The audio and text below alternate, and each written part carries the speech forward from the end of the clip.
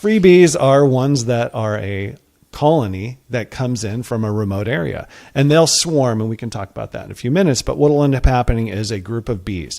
Easiest thing is if they're hanging off of a tree, you know that the queen is right in the middle of that huge cluster.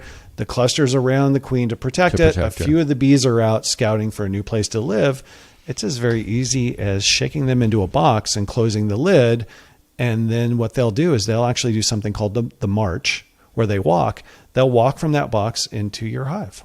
And now all of a sudden you have bees. Seriously? Yeah, that's the easiest thing possible. Okay, wait, how do they know? Okay, well, first of all, two big things.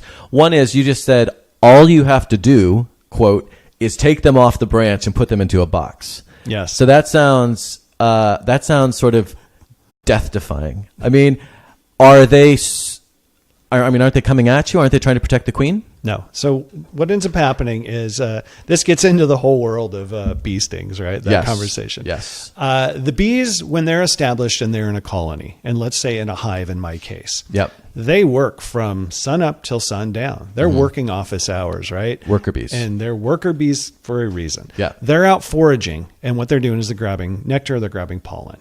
With that, if you interrupt them during their workday, they get cranky. That's when you're going to get stung.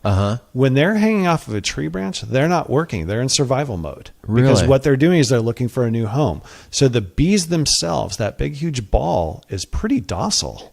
Really? Yeah. They're in protection mode, but different protection mode. Yeah, and there aren't guardian bees that are supposed to go on the attack if something comes after them.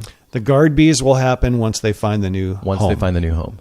That's fascinating. Okay, so that was the first question. The second question was, so you're saying, so I've pulled them off the branch. They happily go into the box. They're docile because they're tired from a long day. I take them and I put them next to my hive. They get out of the box and walk to the hive.